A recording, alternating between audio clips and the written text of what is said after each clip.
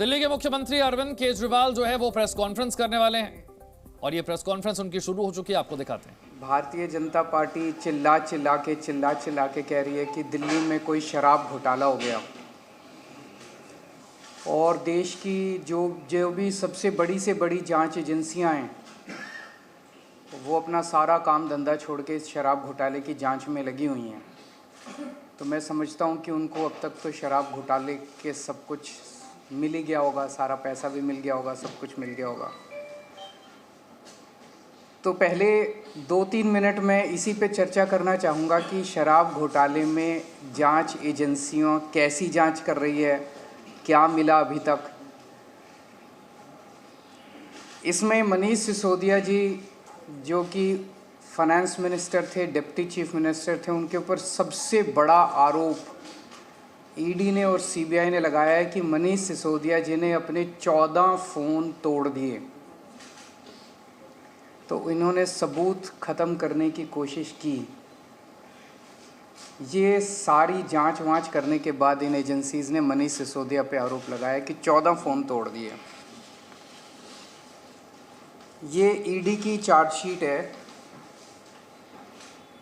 ED का document है ये, जिसमें इन्होंने ये 14 फ़ोन का IMEI नंबर लिखा हुआ है कि ये वो 14 फ़ोन है जो मनीष सिसोदिया के थे और जो मनीष सिसोदिया ने इन फ़ोनों को डिस्ट्रैक्ट कर दिया। ये ईडी के डॉक्यूमेंट में है। इसी के बाद ईडी की सीजर मेमो है। ईडी कुछ भी सीज करता है तो उसको मेमो, इन 14 में से ईडी खुद ही कह रही है सीजर मेमो कि 4 फ़ोन हमारे पास हैं। ये इनका सीजर मेमो है, इम्पाउंडिंग ऑर्डर 18 मार्च 2023 का और इम्पाउंडिंग ऑर्डर 5 जनवरी 2023 का। 4 फ़ोन उसमें से इनके पास हैं और एक सीबीआई का ये डॉक्यूमेंट है, एक फ़ोन सीबीआई के पास है। तो 14 में से 5 फ़ोन तो इनके अपने पास ही हैं जो कह रहे हैं कि मनीष सिसोदिया ने तोड़ दिए। उन 14 में से 5 फ़ोन ईडी और सीबीआई के कब्जे में हैं, बाकी 9 फ़ोन।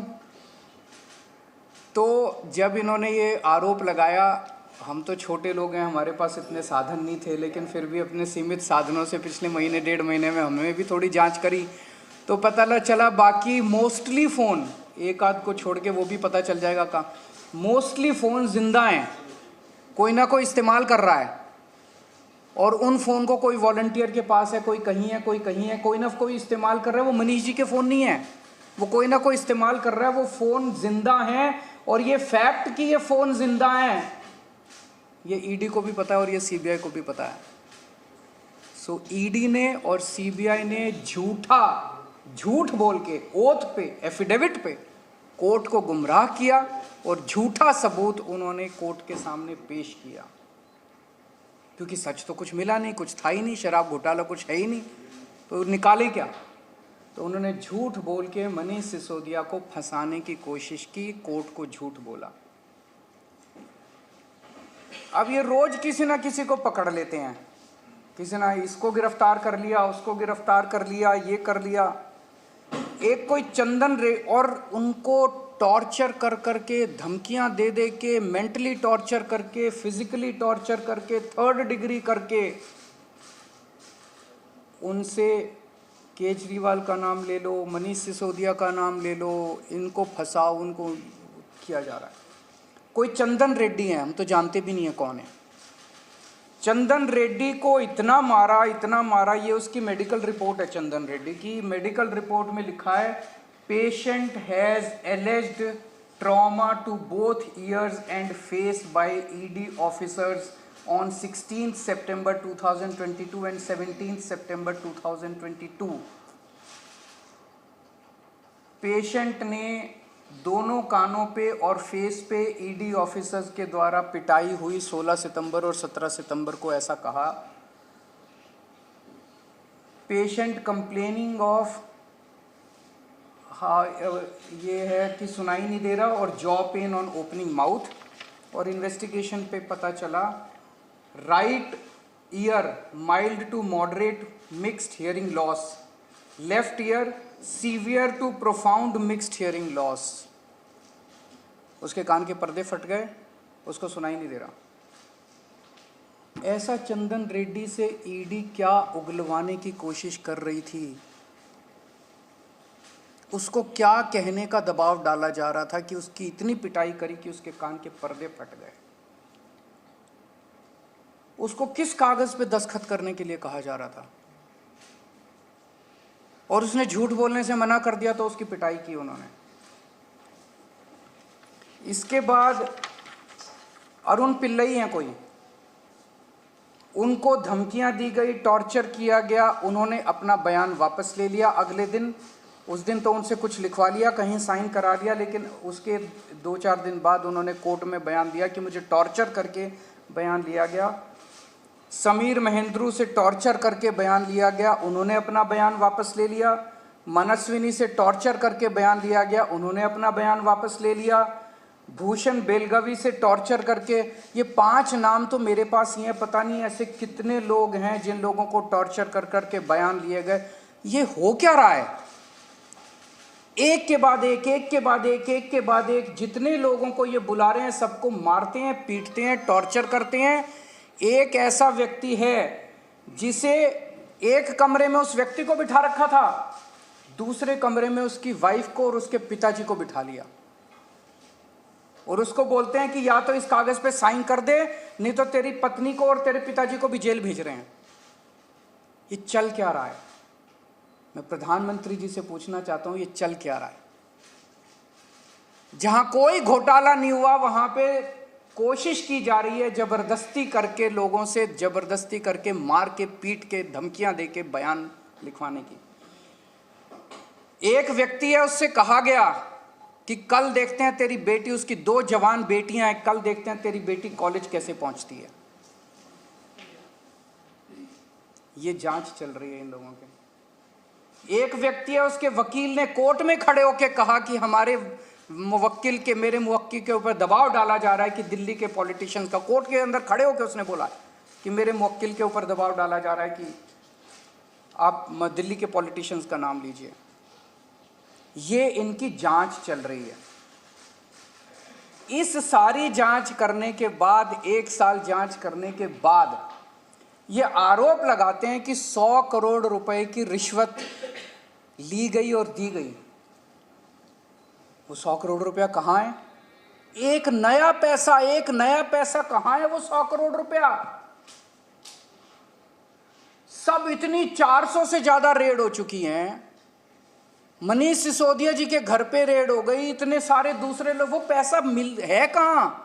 एक नया पैसा नहीं मिला 100 करोड़ रुपए का, ना कोई ज्वेलरी मिली, ना कोई मनीष जी के घर पे गद्दे भी फाड़ दिए इन्होंने, उनके गांव भी हुआ है, उनके बैंक लॉकर भी छान मारे, कुछ नहीं मिला 100 करोड़ में से।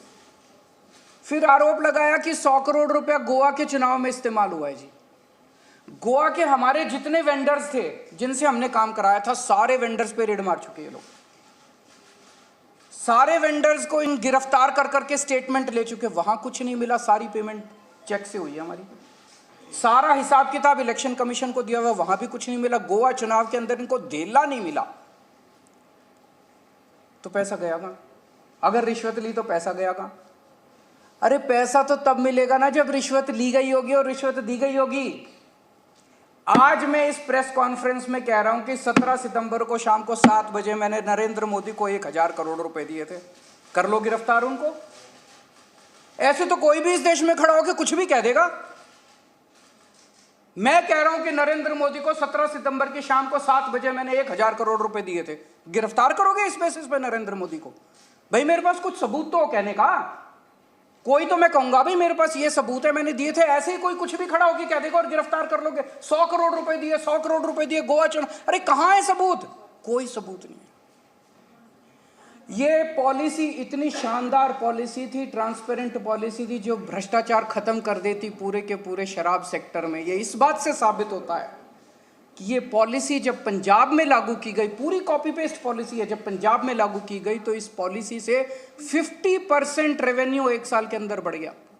50% रेवेन्यू दिल्ली के अंदर इन्होंने लागू नहीं की, करने दी। पंजाब के अंदर इनकी चली नहीं, क्योंकि पंजाब एक फुल स्टेट है। तो मैं मोदी जी को कहना चाहता हूं, मोदी जी, अगर केजरीवाल भ्रष्टाचारी है तो फिर इस दुनिया के अंदर कोई ईमानदार नहीं है। मुद्दा भ्रष्टाचार है ही नहीं, मुद्दा भ्रष्टाचार की जांच है ही नहीं, मुद्दा शराब घोटाला है ही नहीं। ऐसा शख्स, देश का प्रधानमंत्री जो सर से लेकर पैर तक भ्रष्टाचार के अंदर डूबा हुआ है, उसके लिए भ्रष्टाचार मुद्दा कैसे हो सकता है? पिछले मार्च के आखिरी हफ्ते के अंदर मैंने इतने सारे असेंबली के अंदर इतने सारे गिनाए थे भ्रष्टाचार जो इन्होंने किए हैं, इतने भ्रष्टाचार गिनाए थे। इन्होंने तो मेरे को तभी कह दिया था उस दिन, जिस दिन असेंबली में मैंने स्पीच दी थी, शाम को संजय सिंह का मैसेज आया कि अरविंद जी अब अगला नंबर आपका है। कल सत्यपाल मलिक जी ने एक इंटरव्यू दिया, मैं वो सुन रहा था। सत्यपाल मलिक जी ने कहा मोदी जी को भ्रष्टाचार से कोई परहेज नहीं है। ये मैं तो नहीं कह रहा हूँ, ये तो उनके अपने गवर्नर कह रहे हैं। सत्यपाल मलिक जी कौन है? सत्यपाल मलिक जी मोदी जी के बहुत खास लोगों में गिने जाते थे। उन्हें पहले उन्होंने जम्मू कश्मीर का गवर्नर बनाया, फिर उन्हें गोवा का गवर्नर बनाया, फिर उन्हें मेघालय का गवर्नर बनाया। उन्होंने कहा कि मेरे जो इंटरेक्शन हुए मोदी जी के साथ, उसमें पता चला है कि मोदी जी को भ्रष्टाचार से किसी तरह का परहेज नहीं है। उसी इंटरव्यू में उन्होंने कहा कि इन लोगों के कुछ मुख्यमंत्री हैं जो भ्रष्टाचार करते हैं, खूब पैसे इकट्ठे करते हैं, लेकिन वो सारा पैसा मुख्यमंत्री अपने पास नहीं रखते, वो पैसा ऊपर भेजते हैं और वहाँ से वो पैसा उनकी दोस्त की कंपनियों के अंदर इन्वेस्ट होता है। मैंने भी तो इसी तरह का कुछ कहा था अपने उसमें। तो चलो मेरी बात तो नहीं मानी, अब तो गवर्नर इनके अपने गवर्नर कह रहे हैं। तो ऐसा व्यक्ति जो इतना भ्रष्टाचार कर रहा है, उसके लिए भ्रष्टाचार मुद्दा हो ही नहीं सकता। उनके लिए भ्रष्टाचार मुद्दा थोड़ी है। तो फिर ये आम आदमी पार्टी के पीछे क्यों पड़े हैं? 75 साल के भारत के इतिहास में किसी एक पार्टी को इतनी बुरी तरह से टारगेट नहीं किया गया जिस तरह से आम आदमी पार्टी को ये लोग टारगेट कर रहे हैं। नंबर 2 को गिरफ्तार कर लिया, नंबर 3 को गिरफ्तार कर लिया, और उनको गिरफ्तार करने का तो मकसद इनका यही था कि मेरी गर्दन तक पहुंचना। तो अब ये मेरे पीछे पड़े हैं, मुझ तक पहुंचने की कोशिश कर रहे हैं। किसी पार्टी को इस तरह से नहीं टारगेट किया गया जिस तरह से आम आदमी पार्टी को टारगेट किया गया। उसका एक कारण है, वो कारण है कि 75 साल के बाद आम आदमी पार्टी ने इस देश को एक ऐसी उम्मीद दी है जो कि कोई पार्टी नहीं दे पाई। गुजरात के अंदर 30 साल से बीजेपी की सरकार है, उसमें 12 साल प्रधानमंत्री मोदी जी खुद वहाँ पे मुख्यमंत्री रहे।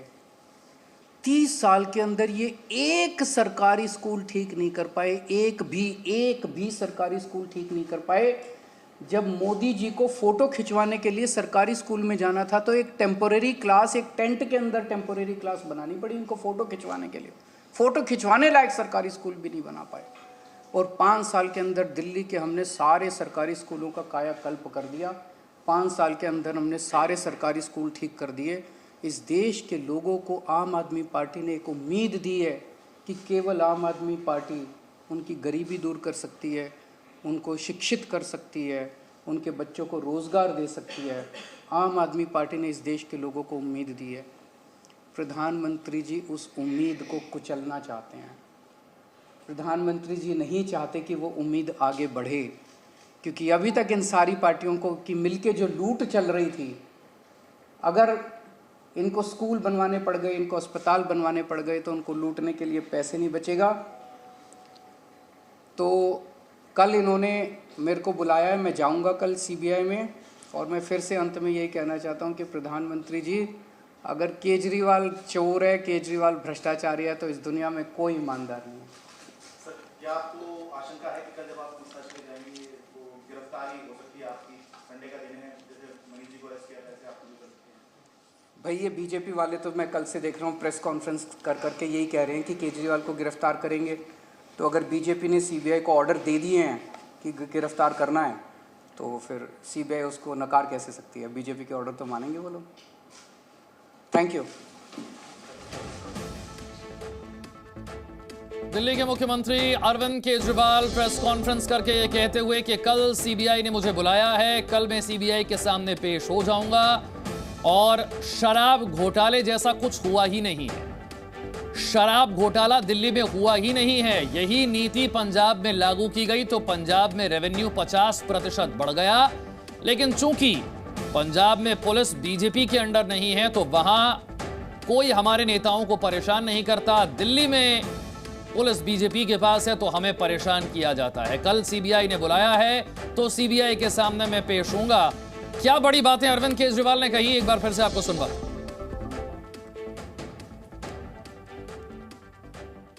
ये सारी जांच वांच करने के बाद इन एजेंसीज ने मनीष सिसोदिया पे आरोप लगाया कि 14 फोन तोड़ दिए। ये ईडी की चार्जशीट है, ईडी का डॉक्यूमेंट है ये, जिसमें इन्होंने ये 14 फ़ोन का IMEI नंबर लिखा हुआ है कि ये वो 14 फ़ोन है जो मनीष सिसोदिया के थे और जो मनीष सिसोदिया ने इन फ़ोनों को डिस्ट्रक्ट कर दिया। ये ईडी के डॉक्यूमेंट में है। इसी के बाद ईडी की सीजर मेमो है। ईडी कुछ भी सीज करता है तो उसको मेमो, इन 14 में से ईडी खुद ही कह रही है सीजर मेमो कि 4 फ़ोन हमारे पास हैं। ये इनका सीजर मेमो है, इम्पाउंडिंग ऑर्डर 18 मार्च 2023 का और इम्पाउंडिंग ऑर्डर 5 जनवरी 2023 का। 4 फ़ोन उसमें से इनके पास हैं और एक सीबीआई का ये डॉक्यूमेंट है, एक फ़ोन सीबीआई के पास है। तो 14 में से 5 फ़ोन तो इनके अपने पास ही हैं जो कह रहे हैं कि मनीष सिसोदिया ने तोड़ दिए। उन 14 में से 5 फ़ोन ईडी और सीबीआई के कब्जे में हैं,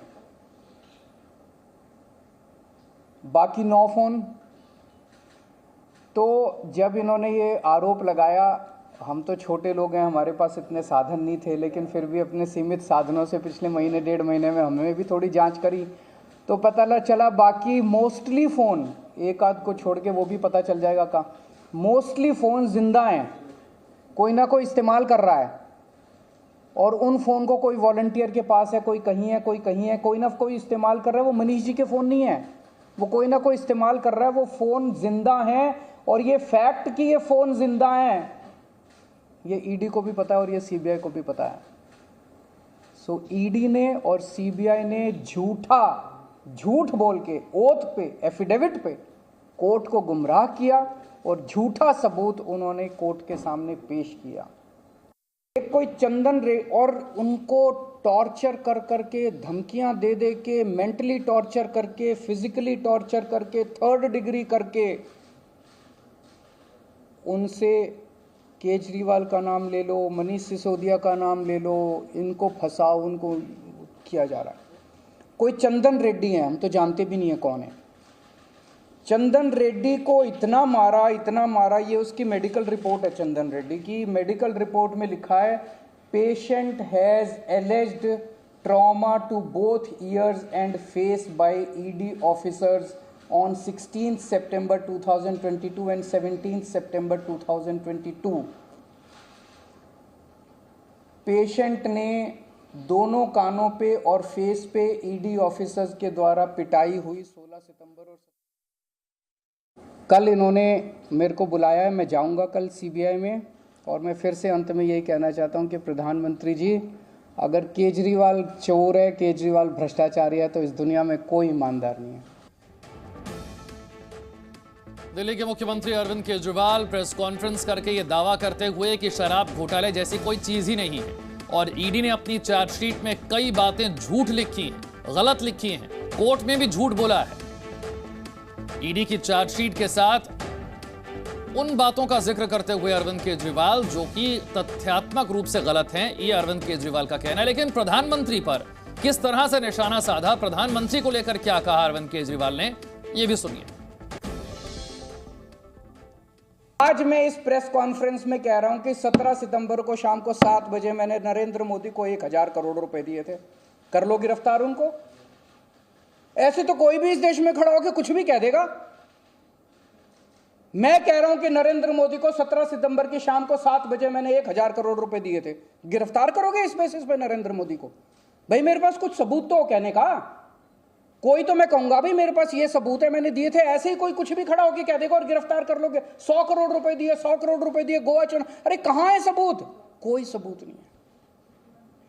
ये पॉलिसी इतनी शानदार पॉलिसी थी, ट्रांसपेरेंट पॉलिसी थी, जो भ्रष्टाचार खत्म कर देती पूरे के पूरे शराब सेक्टर में। ये इस बात से साबित होता है कि ये पॉलिसी जब पंजाब में लागू की गई, पूरी कॉपी पेस्ट पॉलिसी है, जब पंजाब में लागू की गई तो इस पॉलिसी से 50% रेवेन्यू एक साल के अंदर बढ़ गया।